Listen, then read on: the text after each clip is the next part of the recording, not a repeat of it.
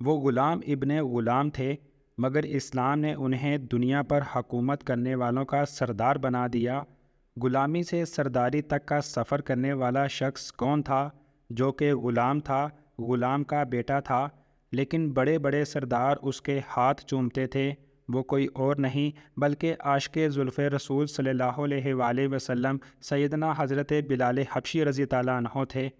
سیدنا حضرت بلال حبشی رضی تعالیٰ عنہ کائنات کی وہ پہلی مقدس ہستی ہیں جن کو دنیا کے پہلے مؤذن ہونے کا اعلیٰ شرف حاصل ہوا۔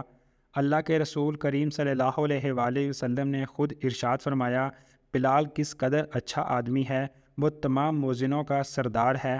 آپ کے والد ربا اور والدہ حمامہ عرب کے قبیلے کے غلام تھے۔ یہ سرزمین عرب کا وہ تاریک دور تھا جب انسان اخلاقی پستیوں کی گہرائیوں میں گرا ہوا تھا اور اس پر گمراہی مسلط تھی، اور اس دور جہالت میں سب سے مظلوم طبقہ غلاموں کا تھا، جسے بنیادی انسانی حقوق ملنا تو بہت دور کی بات، سکون سے اپنی زندگی گزارنے کا بھی حق حاصل نہیں تھا۔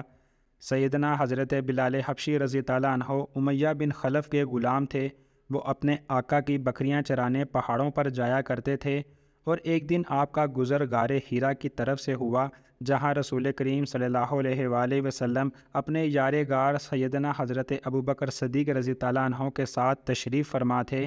اللہ کے رسول صلی اللہ علیہ وآلہ وسلم نے اس حبشی نوجوان کو دیکھا تو اپنے پاس بلا کر فرمایا، میں اللہ کا رسول ہوں، تمہاری اسلام کے متعلق کیا رائے ہے؟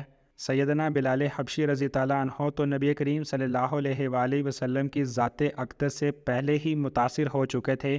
پھر آقائے کونین صلی اللہ علیہ وآلہ وسلم کا دلکش انداز گفتگو تو کمال تھا۔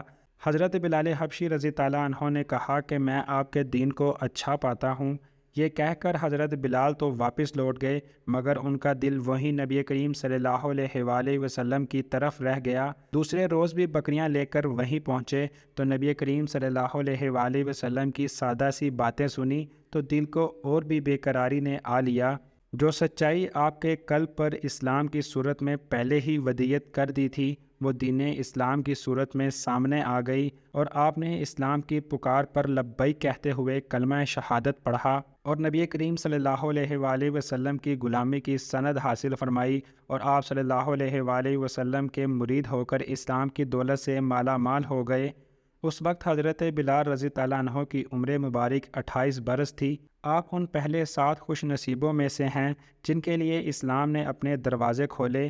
یہ اسلام کا اولین دور تھا تو نبی کریم صلی اللہ علیہ وآلہ وسلم کے حکم سے فی الحال رازداری میں اسلام کی تبلیغ فرما رہے تھے، لیکن اسلام کا منفرد اور پاکیزہ رنگ زیادہ عرصے تک کفار مکہ سے پوشیدہ نہ رہ سکا۔ انہوں نے جلد ہی محسوس کر لیا کہ ان کے بعض ساتھیوں میں سے خاص طور پر غلام اور خواتین میں ایک تبدیلی آ گئی ہے۔ امیہ بن خلف کو جلد ہی یہ خبر مل گئی کہ اس کا غلام بلال نبی کریم صلی اللہ علیہ وآلہ وسلم کا غلام بن گیا ہے، اور اس کا شمار بھی آپ صلی اللہ علیہ وآلہ وسلم کے ساتھیوں میں ہوتا ہے۔ اس جرم کی پاداش میں امیہ بن خلف نے سیدنا حضرت بلال رضی تعالیٰ عنہ پر ظلم و ستم کے پہاڑ گرانا شروع کر دیے۔ ادھر کی یہ سرزمین اپنی گرمی کی وجہ سے مشہور تھی، جو دھوپ میں تانبے کی طرح گرم ہو جاتی تھی۔ امیہ حضرت بلال رضی تعالیٰ عنہ کو تانبے کی طرح زمین پر لٹاتا اور آپ کے سینے پر بھاری پتھر رکھتا، آپ کو دہکتے ہوئے انگاروں پر لٹا دیتا۔ آپ کے بدن کی چربی پگھل پگھل کر انگارے بجھا دیتی، مگر آپ کی زبان مبارک سے عہد عہد کے سوا کچھ نہ نکلتا۔ امیہ آپ کو کہتا، اب بھی تو محمد صلی اللہ علیہ وآلہ وسلم کے خدا سے باز آ جا، لیکن اسلام اور سرکار صلی اللہ علیہ وآلہ وسلم کی محبت ان کے سینے سے دنیا کی کوئی بھی سخت سے سخت سزا بھی ختم نہ کر سکی۔ آپ کے سینے میں عشق رسول صلی اللہ علیہ وآلہ وسلم کی حقیقی شمع روشن تھی۔ آپ عاشق حبیب خدا تھے، دنیا کی ان ماروں سے کہاں در یار چھوڑتے۔ حضرت عمر بن عاص رضی تعالیٰ عنہ فرماتے ہیں، میں نے حضرت بلال کو اس حالت میں دیکھا کہ امیہ نے ان کو ایسی تپتی ہوئی زمین پر لٹا رکھا تھا کہ جس پر اگر گوشت بھی رکھ دیا جائے تو وہ بھی جل جائے، لیکن اس حالت میں بھی حضرت بلال اللہ کے سوا کسی بھی دوسرے معبود کا انکار کرتے رہے۔ امیہ نے طیش میں آ کر ان کے گلے میں رسی ڈال دی اور مکہ کے اوباش لڑکوں کے حوالے کر دیا۔ وہ بدبخت لڑکے آپ کو مکہ کی وادی میں گھسیٹتے پھرتے اور تپتی ہوئی انگارہ ریت پر اوندے منہ ڈال دیتے اور آپ پر پتھروں کا ڈھیر لگا دیتے، لیکن عاشق رسول صلی اللہ علیہ وآلہ وسلم نے اسلام اور سرکار کا دامن پھر بھی چھوڑنا گوارا نہیں کیا۔ آپ پر بے حد ظلم و ستم کا یہ سلسلہ کافی عرصے تک جاری رہا۔ یارگار حضرت ابوبکر صدیق رضی اللہ عنہ اس عاشق پر اتنا ظلم ہوتے دیکھ رہے تھے۔ ایک دن ان سے رہا نہ گیا تو وہ امیہ کے پاس گئے اور اس سے کہا کہ اس بے گناہ اور بے کس غلام پر اتنا ظلم و ستم مت کرو۔ اگر وہ ایک خدا کی عبادت کرتا ہے تو اس میں تمہارا کیا نقصان ہے؟ اگر تم اس کے ساتھ احسان کرو گے تو احسان آخرت میں تمہارے کام آئے گا۔ امیہ نے حقارت سے کہا کہ میں تمہارے خیالی یوم آخرت کا قائل ہی نہیں، جو میرے جی میں آئے گا میں کروں گا۔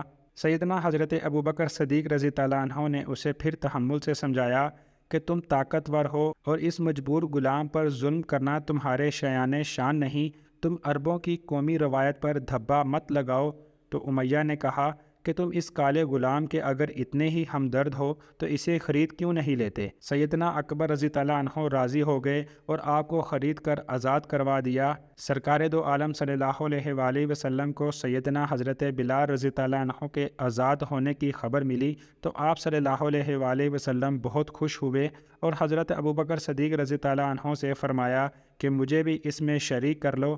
تو یارگار نے عرض کی، یا رسول اللہ صلی اللہ علیہ وآلہ وسلم، میں تو بلال کو آزاد کروا چکا ہوں۔ اب حضرت بلال رضی اللہ عنہ آزاد تھے اور اپنا زیادہ تر وقت آپ صلی اللہ علیہ وآلہ وسلم کی بارگاہ اقدس میں گزارتے تھے، ان سے قرآن مجید کی تعلیم حاصل کرتے، حکمت و دانائی کی باتیں سیکھتے اور دین حق کو زیادہ سے زیادہ پھیلانے کی کوشش کرتے۔